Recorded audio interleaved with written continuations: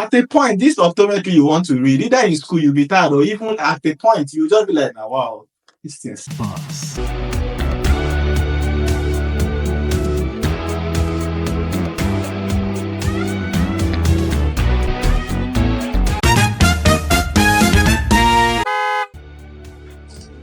All right, welcome. This is the Career Boss Podcast. My name is Casey.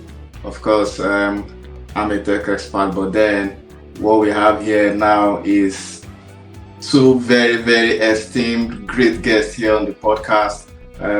For one, her name is Ayobami Obende, which she happens to be a student, and of course, the great teacher, certified teacher, teacher of two worlds, both of the world and of the academic line. Mr. Victor. Welcome, both of you. I'm privileged to have both of you here in the studio. Okay, so basically what Thank you. It's my pleasure. Yes, welcome. So Alabama, we just need you to confirm, how old are you? Based on YouTube policy, are you? I'm 50. Oh, great. Okay, so YouTube choice policy is 12-year-old. So of course you're 15 and you're good enough to be on the podcast. All right. So basically, what we are trying to look today is opinions on the Jamb result. Your opinions on the Jamb result, and not just about the Jamb result, but about the dwindling academic performance of Nigerian students. Somebody just have to say it, and of course, we are privileged to be among the very few that will raise a voice for that situation. All right, so for our new viewers all over the world, Jamb stands for Joint Admission Matriculation Board. It's an exam that most students from the secondary school, as the high school, take before they get into the university in Nigeria. It's a compulsory examination, regardless of the type of university you're going to, either private university or a federal or state-owned universities. Every student must take Jamb. So what we are looking at now is the Jamb results for this year was very extremely poor. We are trying to now say, let's look at what. So basically, like I said, we are trying to look at what are the causes, the primary causes of this poor academic performance. So I'll just do a basic review. I wrote them down here so that I'll be very, very sure. So with the current Jamb examinations in 2024, 1,989,668 students sat for the exam. But the bone of contention now is the amount of students that failed the exam. And of course, failing in Jamb terms is when you get below 200, isn't it? So now, those that scored below 200 or those that failed the exam in code is 1,402,490 students failed that exam. So imagine where an exam of 1.9 students sat, 1.4 million failed the exam. That's way below basic academic standards. But then there's a good news. In the 1.9 million that sat for the exam, over 1 million were girls. So this is now like at least the positive in that whole news, because having the girl child and the girl education and all those sensitizations happening around the girl child development is actually at least taking a forward look and a good bold step, and we are proud of that. But aside that, every other thing about the results weren't encouraging. Of course, those that failed, among the balance from the 1.9 million and the 1.4 million, we have a balance. In that balance, it's not like most of them did well. No, some results were withheld, some results were under investigation based on either verification issues or examination misconduct and all that. So we are not saying the balance of 400 or 300 something passed. No, they did not pass. They had still other issues in that group of students. So this is a challenge for all of us as citizens of the country and that believe in academic performance as one of the ways to, of course, improve Nigeria's position in the world employment market and, of course, the world professional market. So, first of all, I will start with you, Ayobami. In your opinion, what do you think was responsible for the poor result? So, Well, I'd say it's the students. And I say that because I believe that if our preparation level was a bit higher, then the results wouldn't have been that bad. Most people didn't start preparing for the exam until, like, let me say 2 weeks to the exam, which is not appropriate, honestly. mm, So if they had taken the exam more seriously and we started preparing way earlier, then yes, we would have done a lot better. mm. Do you think there's anything that needs that teachers? Do you think there's a poor performance by the teachers delivering their classes? Well, not necessarily, not in that point, but I feel like some schools don't prepare their students for JAM, and it's left to the students to figure out a way on how to prepare and find out different CBTs and different mock exams that they could take online. Like personally, for me, there were some online CBT exams that I could take on every Saturday weekly, but I couldn't attend most of it because I had Saturday lessons in school, which was to prepare me for WAEC. So I only attended the last two, and I saw my improvement. I saw where I made my errors because I was competing against various students from different states.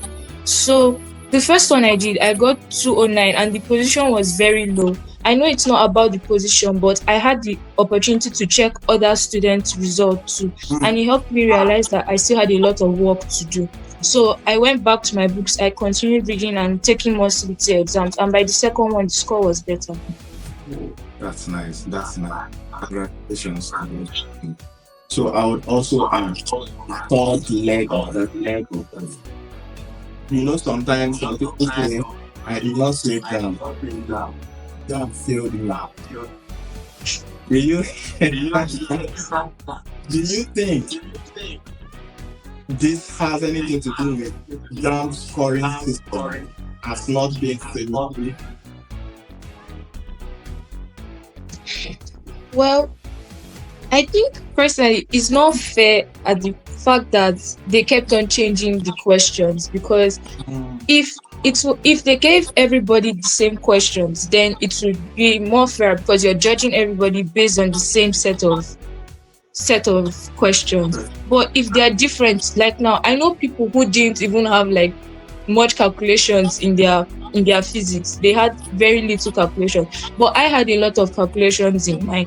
So if I'm not that good in calculation, and then my friend who is also not good in calculation didn't get any calculation, but I also got a lot of calculation, then obviously my own score will be lower if I'm not able to pass all those calculation questions. mm, mm, mm. So what you're just trying to say is basically sometimes the question is really the among the Yes. tasks. It's not good. Alright. So now this is for you.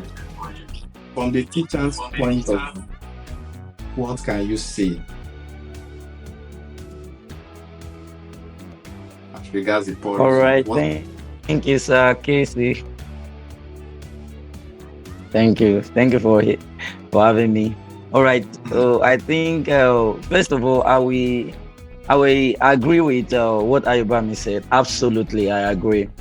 For me, I've always emphasized the need for preparation, and there's one quote I always tell my students. We learned it when we were in school, and the quote says, "Proper preparation prevents poor performance."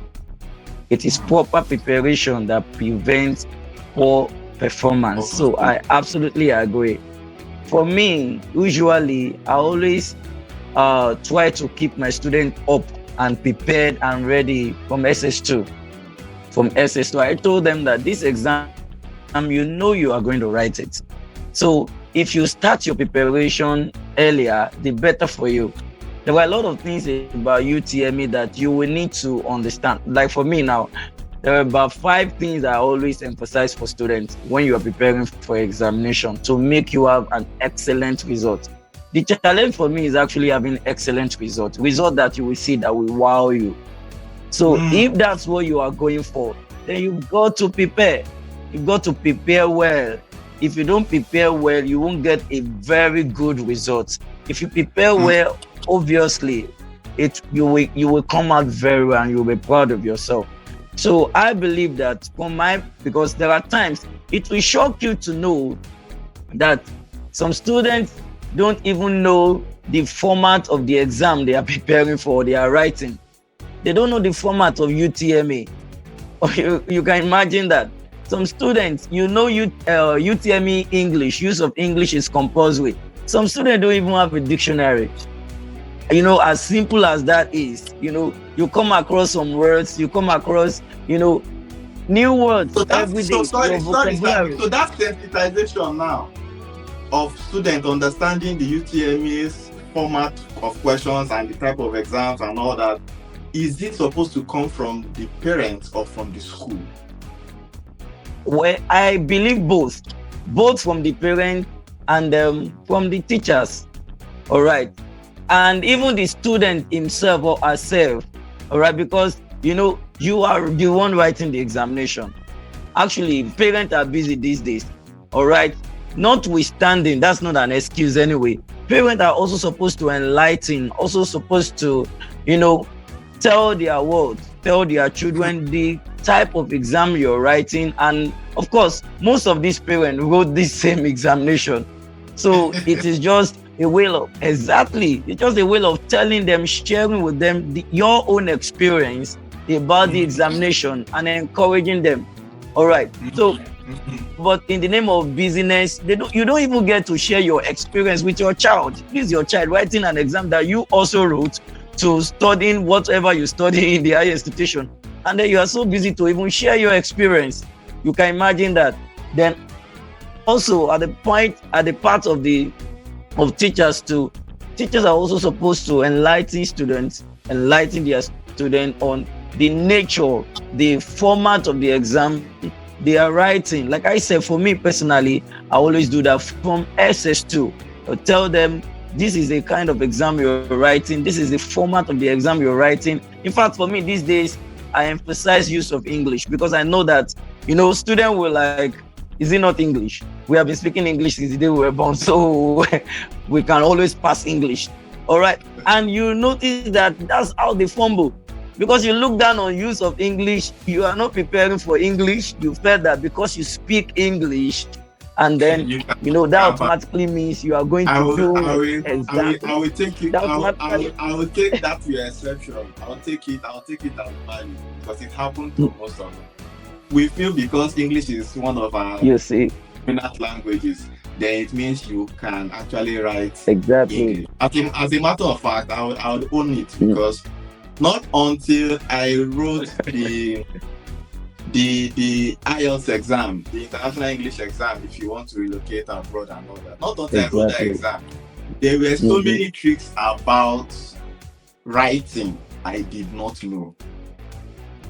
You get, when I was preparing for that exam, I now pitied the lecturers or the teachers that marked my YX script. They would have said, this boy. But I can imagine what I wrote there because I know it was nothing compared to what I know I can write now based on the format and the way you structure your paragraphs and all that in exactly. Writing. But then let's move on. Let's move on. Let's look at their own lead Jamb. What of their assignment, homeworks, internal school examination? Have there been a poor performance from that side of things too? Exactly. Now, I love this question because usually for me, I tell my students to evaluate their performance. just like Ayobami mentioned, you evaluate your performance. At times, the results student take home, let me not kid you, the result student take home is due to we have the psychomotor, we have the affective, and we have the cognitive. All right. So especially for government school students, there are many things factored in that final result that they are taking home, such as your handwriting, your punctuality, and your dressing, your relationship with others. All of that have marks allocated to them. And so when a student sees his or her results, all right, you need to go back on, what did I score in my classwork? What did I score in my assignment? What did I score in my projects? All right. So that will give you an idea of what is your cognitive ability exactly, because for UTME now and for some examination, they are not going to give you any mark for punctuality or for handwriting and what have you, so to speak. All right. So it's basically what all right, that is, can be traced to how you do your assignments, how you do the classwork. Usually, what students do these days is to copy, an answer or answers for an assignment online. And these days now we are talking about AI. You can imagine. All right. Tell a student to write an essay. The first thing that comes to the mind of the student is to put it on AI, and then the AI will just do the job and you just copy it. You can imagine that. Just a simple equation to solve. You don't want to sit down to solving the equation. You just put it online, and then you just get the answer, and then you are not even painstaking enough to go through the answer and to learn. All right, and exactly, but just to dub and keep dubbing, keep copying. Okay, let me ask Ayobami now. Ayobami, back to you. Do you think social media has a role to play this whole situation? Because it used to be how you grade students in those days. It used to be what you score in math, how good you are in certain subjects, and all. But with the invention of social media, it's now how many followers you have on TikTok. So you see a lot of people, even in class, they are creating videos. So, in your opinion, do you think social media is partly responsible for what? Yes, I do, because like you said, most students nowadays focus on their social media life. And just like my teacher has said, I know some of my friends who don't do their assignments themselves. They also use AI for their assignments. And I won't also lie, I do it sometimes, but at the same time, if the presence of social media was not there, you're forced to use your brain. You're forced to go to libraries and read and gain more knowledge so that you can at least get a reasonable score. So yeah, if social media wasn't there, it would have been a lot easier, because now students are lazy to even do their assignments by themselves, and that's why they pass their assignments. But when it comes to test or exam, their scores are dropping. Okay, so let me get to that. Do you have role models? Yes, I do. Don't say they are your parents. That's what you want to say. Aside your parents, what's your role model? Aside my parents. Yes, our guidance. Who are your models? I'm not sure I have one outside, but if I were to answer a question, I would say it's my dad, because he is very knowledgeable. You can't bring a problem to him and he wouldn't find a solution. He's a fast thinker, and I admire that about him. So I try my best to be like him. So most times. Okay. Do you like any celebrity? Celebrity? Yes. We need to I'm know. not really. And we are trying to create position. And if you notice my question was systematic and heading somewhere, you like some celebrity. This is risky. This is video game. Say what you have in your mind. The thing, I'm not really one of those people that pay attention to their names and their life history and stuff like that. So all I know is that when I see them, I'm like, okay, yeah, I've seen this person in a movie, and I don't know much about them. I just know that okay, I recognize this person. So it's not like I see this person and I'm like, oh, I know this guy. He has this girlfriend and all this kind of. I don't really pay much attention to that. Okay. Okay, so where are heading? In our days, some of our role models would be those our neighbors, church members that were in Unilag studying medicine. This other person is in Fito studying engineering. You understand? Sister Chinyere was in UNS studying law. Naturally had this urge to want to be like them. We gravitated towards wanting to be professional from the academic field. But now we don't have that kind of situation. We like how I call it because of role modeling. Now a child wants to be like this. Daddy you know. Another person wants to join the old gang. 30 billion, 30 billion. So now you have more students who are focusing in entertainment and having their models in entertainment than who are valid in the academic space. And that would actually take us to where we are also heading to. Havik, let me just come to you for now. Do you think unemployment in Nigeria right now is responsible why students are not looking towards the academic, but instead they want to be in the entertainment, music, content creation? All right. Yeah, I think so. Actually, because we interact with students a lot, and we hear stuff like even after doing all these things, you understand.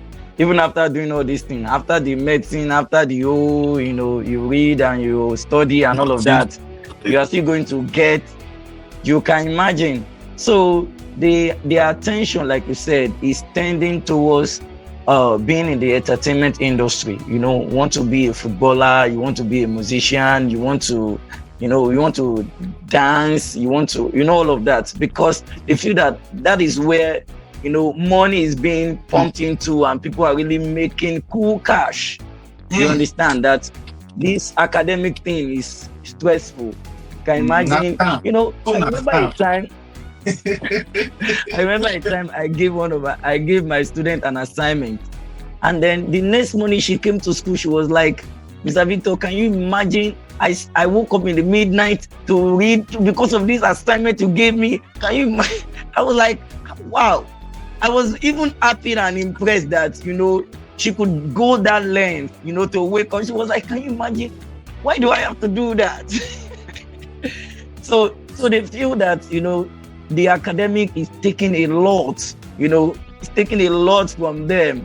Reading, having to read, having to study, having to do assignment, having to, do examination. Unlike, in the entertainment, just do your rehearsals, do your training, and you are on the top of your game. And you even get cool cash. More profit. So, get more profit. Exactly. More than, getting or what you will get in the academic sector, so to speak. So I feel that social media, especially what they are seeing, there's a way you look onto something on the social media, and then the next time I think that is AI enabled anyway.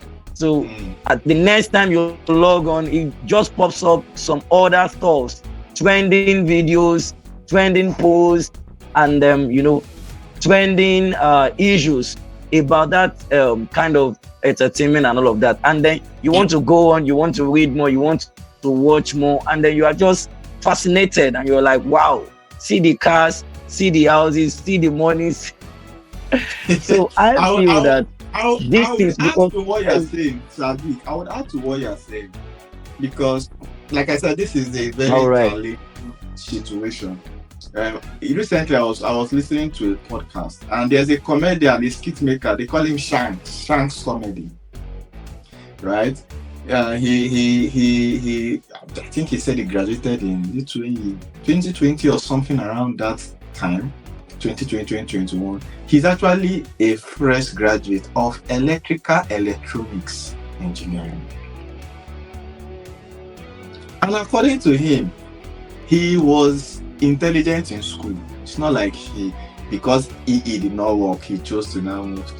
So this is a guy that should have chased a career in engineering because he studied it in school. But what did he do? He came out from the school and moved to skit making. And now he's saying his endorsement deals, in just less than 2-3 years, he started this skit making. His endorsement deals now are over 10 million. For him to come and endorse you, 10 million. If somebody is studying engineering and you are an engineer successful and you are working in a Nigerian company, do you know how many years it will take you to earn 10 million naira? He's not just the only one. You have Fowles, the bad guy. Fowles is a lawyer.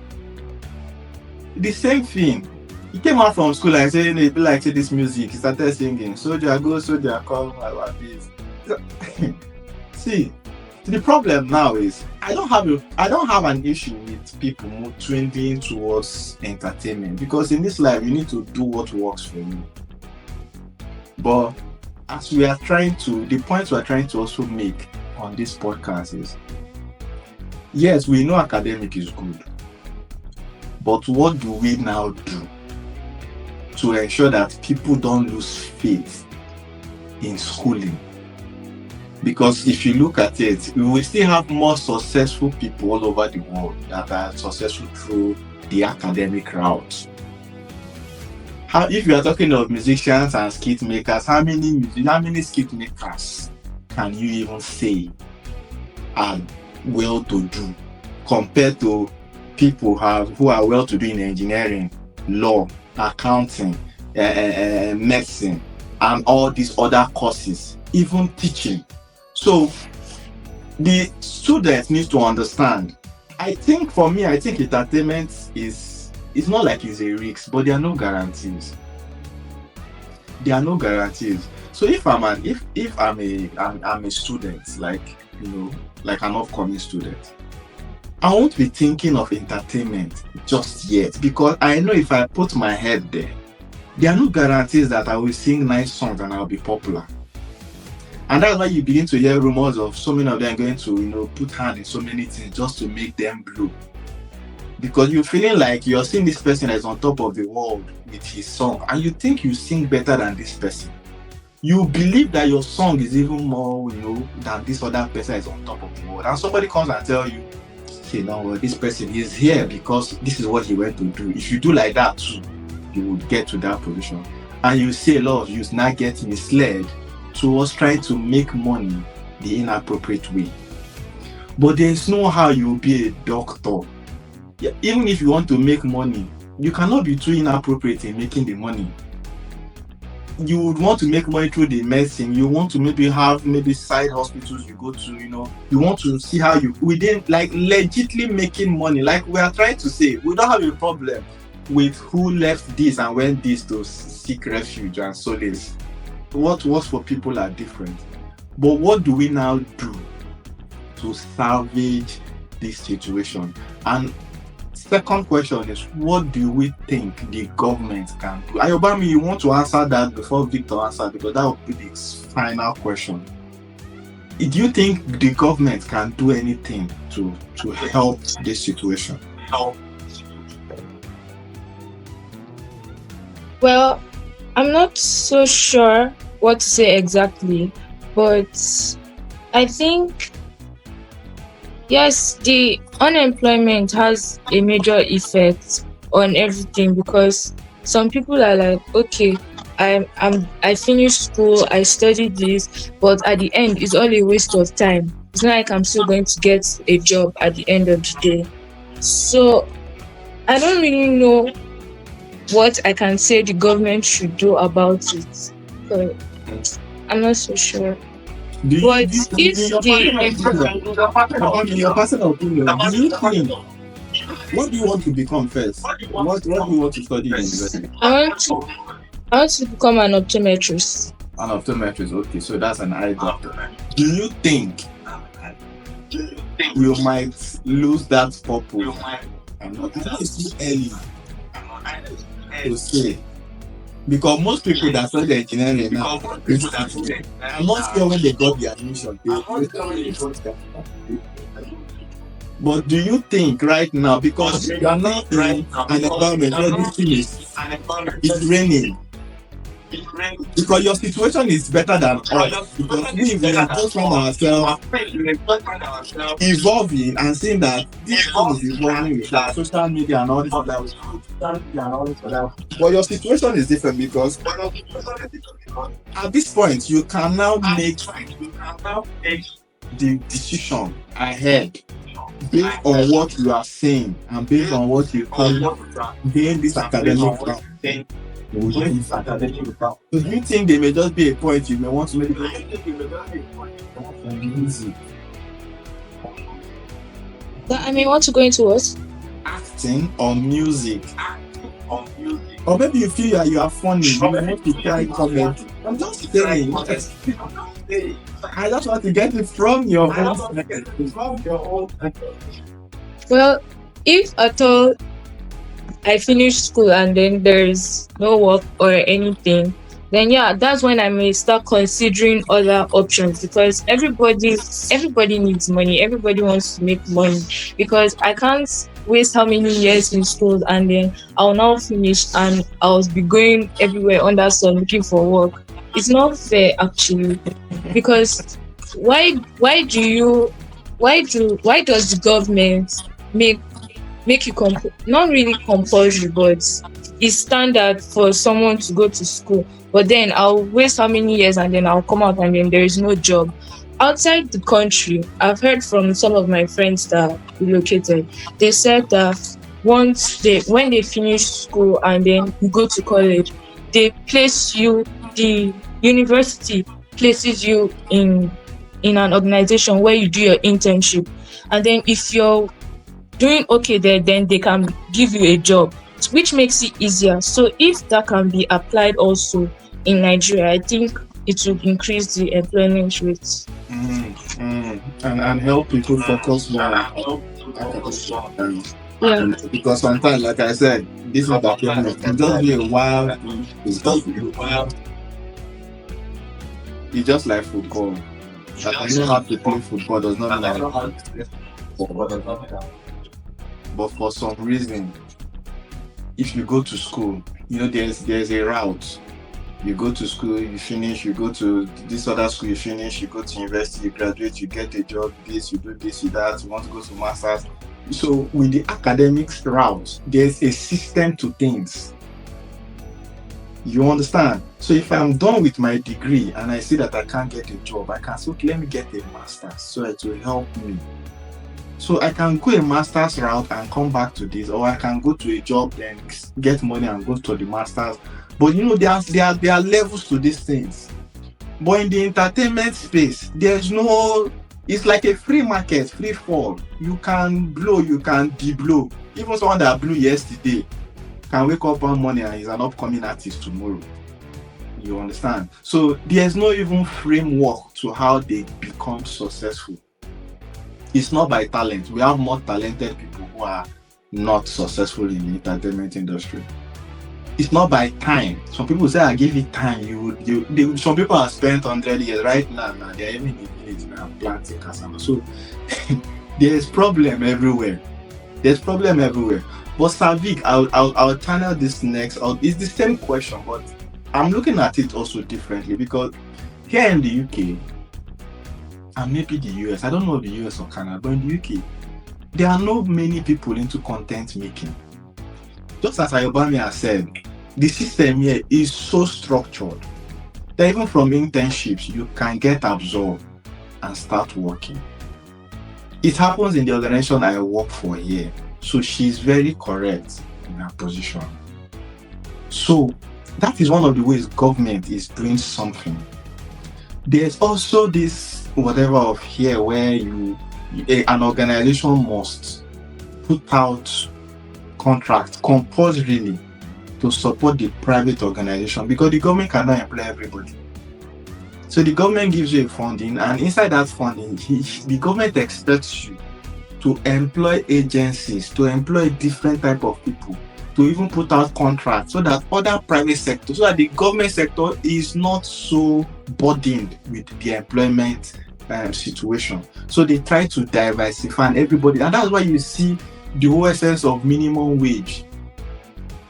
So minimum wage here is whether you are doing anything, if you're a plumber, if you are doing 1 hour of work, you must earn a certain amount of money.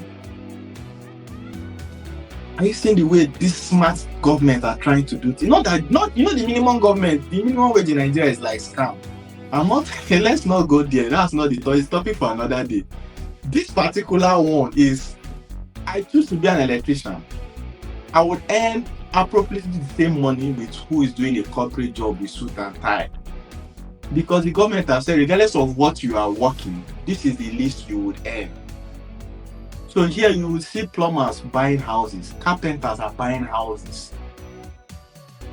Do you get? You've heard that taxi drivers are one of the richest people in our country. You can't say that in Nigeria, that who is driving Uber is one of the richest people. It doesn't work. But here, I've entered taxis where the drivers would even point to their house when they are taking me and say, this is where I stay. I actually own the house, I bought it. And you're like, oh, from taxi? These people make money. I'm not kidding. So now what am I saying? The government have seen it from a central point of view that if we diversify this earning, and that's why in the UK everybody's average. Nobody they do big boy for anybody. Everybody just there as a day. Because you are going to work, you wear suit and tie, blah blah blah. It's not a guarantee that you're earning more than the Uber driver that is still sleeping in his house 8 a.m. Monday morning. He probably most definitely earns more than you. So there's no big man abroad. That's why everybody that comes abroad settle for any job. And you see a lot of politicians in Nigeria saying, you do jobs in abroad that you cannot do in Nigeria. If I did the same job in Nigeria, I will not get the same reward. It's simple. So now, Savik, the fact that, looking at it now dynamically, the fact that we are complaining of poor academic performance, do you know that the Jamb students this year is one of the highest, if not the highest? 1.9 million. So it's way more than people that registered last year. So now we are talking of poor academic performance, yet we have more people registering for the examination. In developed nations, they are like contradicting things. But in Nigeria, things will not be straight and they are allowed. So I want to also believe that because it's Jamb and it's students who are probably maybe a bit underage, so their parents are still the ones making that decision for them. Go and buy Jamb, you will go to school. But yes, when the child is done going to school, or even midway in school, the child now finds a different purpose. So right now, I would affiliate the higher number of people registering for the Jamb as parental factor, not because they are interested in schooling. So from your own point of view, as a teacher, as a very good teacher, what do you think can help this situation of poor academic performance in Nigeria right now as we speak? All right, thank you so much, Takese, again. Okay, so the first thing I would say in the light of the teachers' livelihood too is that it's not only the government actually, even the private sector. I believe that it's important that the teachers' welfare and livelihood is raised. All right, is raised because that serves as a lot of motivation to the teacher himself. A teacher that will go extra mile is a teacher that is motivated to go the extra mile. All right. These days, some teachers are doing a lot of stuff because they don't even want to lose the job they are doing. All right. So they are just doing it, with some kind of like bicycle attitude because they don't want to lose the job. They are not putting the passion expected, the passion that will guarantee excellent success in the student into the job because they are not motivated.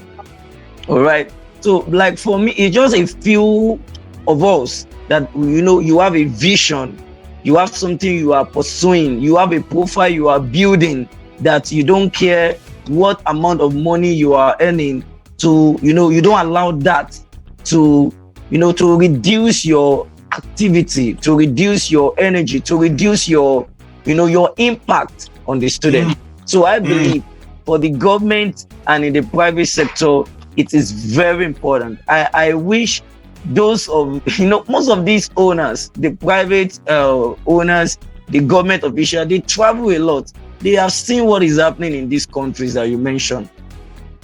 But come to Nigeria and implement it. I don't just know why they don't do that. Right. So I feel that's point number one for me. And then point number two on the student corner too. I like to encourage. Most of the time I say this with passion. At times I went into the class, I just feel like encourage them. Don't give up on this thing. All right. Keep pursuing it and pursue it with all sense of purpose. All right. Because if you don't pursue your dream, who will pursue it for you? Nobody. Who will pursue it for you?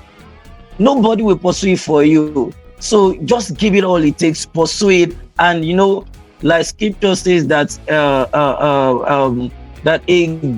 the gift of a man makes a room for him. So when you pursue it and you are good at it, you will be celebrated. You may not be celebrated now in the country. You will go to a place that investment will speak for you, and nobody, like you rightly said, nobody can take that away from you. It will speak for you, and it will pave a lot of ways for you beyond your widest dream and imagination. All right. So I feel that in the schools, our students should reorganize their vision, reorganize their purpose, and reinvent themselves. All right. Use resources to aid their learning. Some of them have challenges learning some stuff.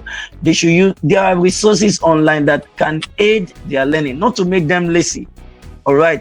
That can help them to understand some concepts, some theories better.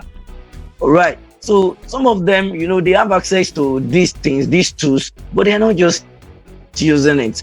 So it's high time you maximize, because I tell my student that what you guys have access to in these days, we don't have access to them. I told them it's quite funny. In our days, you go to cyber cafe, you buy a ticket, and then before you log in to the internet, you have 1 hour or 2 hours, depending on how rich you are, or what you have in your purse, to be able to access the internet. Exactly. You buy your time slot before you can do that. But these days, almost every of our students in the secondary school, has a phone, a mobile phone with internet access. Some of them 24-hour internet access. So it's just good that you maximize. Why they use it? The purpose why we use internet and why they use internet has changed. Exactly. All right. So because I feel and I believe, like I always say, that the excellent success of any student is not entirely the teacher's investment. It is a cooperative kind of thing. The teacher will do his or her part, then the student should also do his or her part, coupled with encouragement for parents. All right. So that's what I would say. When we have this, all right, we have a good society. And then God helping our government officials and private business owners, motivating teachers in the right direction. Of course, we have I look forward to a society where these things are well diversified. The earning that you talked about, I look forward to it. All right, because I always argue that you are a science student does not mean that you are better or somebody who is doing commercial or art. All right. It just depends on how you are able to maximize your talent and your giftings. All right. They should not be looking down on somebody else. For example, somebody cleans your classroom, he cleans your office, he comes even before you to the organization. That person should not be looked down on. All right, it should not. Of course, some of these cleaners or janitors, what have you, they will even still be in the organization after you sign out. And you've gone, yes. So those kind of people are also important in the society. The mechanic, is not, it's not to be trivialized. If your car breaks down now, you know the importance of mechanic. There's a man that exactly. Says there are set of people you don't joke with in this life. One, you're a mechanic. Two, you're a driver. Exactly. And three, your home cook. Exactly. This set of people outside your family, your cook, your chef, you must consistently make them happy. Exactly. If you want to remain alive for a longer period. Yes. And exactly. Of course, there's no better way to agree. And you talking of teaching, I really, really, really connect, because aside being a tech expert myself, I also do trainings, IT trainings. So through the Data Nest Tracom platform. Yeah. So there's a different joy that comes when I impart knowledge in people. Savik, this is to say that I've never said it. I'm saying it on this podcast. I feel more fulfilled when I teach than when I earn. There's this joy that comes when, by the grace of God, I've raised thousands of people who are into IT right now. They are doing well through our training platform. So, but I know the joy. I just feel like if anything happens to me today, God forbid, but I just feel like I've achieved. And my achievement is in the human capital investment, it's in the corporate social responsibility of the things I have done, and not about the money I've made. Because at times they don't commensurate. You could have done maybe so much in your career and you are seeing less. But then it now depends on what you tag as value. So that's why you don't see me talking about anything material. No, I'm just focused on just wanting to create value. And that is also why we are having this podcast. And of course, this is an opportunity to just thank Ayobami and thank Mr. Ayobami, of course, and Mr. Victor for coming here and raising your voices. This video will stand the test of time to stay on YouTube for so many years. And of course, people, so many years from now, Ayobami, you would look back and say, I did this video with the Career Boss podcast so many years. Thankfully today, I'm now an optometrist, I'm now a this. And of course, you would see how this would, at the end, affect so many younger minds that need purpose, that need direction. One other very good thing is a lot of people, they use their parents as role models, and which is not bad. It's not bad. I probably would have said this earlier on. But sometimes your parents should be your domestic role models. It is good to find purpose in the career. That role model of the career you're going to find, a role model in that area. That will also open you to the opportunity, they open you to the knowledge there, open you to everything in that. So if I want to be a tech person, I shouldn't be having Wizkid as my role model. Imagine I want to be into IT and I'm on the whatever shouting Wizkid FC, yeah. It will not help me be into IT. So I need to find somebody in that area, because I also say sometimes in technology, even when you do training is one thing. What makes you good in tech is mentorship. You need some, because at the point you would be tired of that thing you are doing. At a point, this optometry you want to read, either in school you'll be tired, or even at a point you just be like, wow, this thing safe.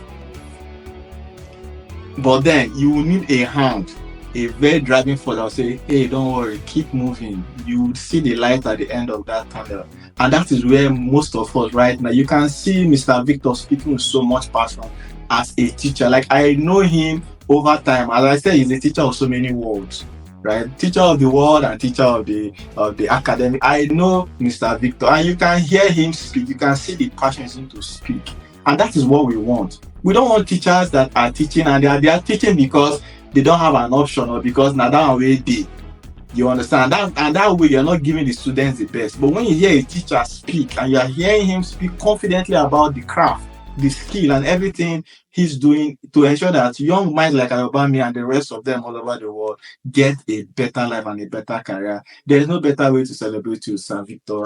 I celebrate you here on Career Box Podcast, and I'm very positive that your efforts will not be in vain in the lives of these younger minds. All right. Thank you very much, my dear esteemed guests, for joining us here in the Career Boss podcast. Of course, this is not a goodbye, but then we'll know that we'll see some other time in the near future. All right, guys. Take care and have a nice, lovely day. Bye.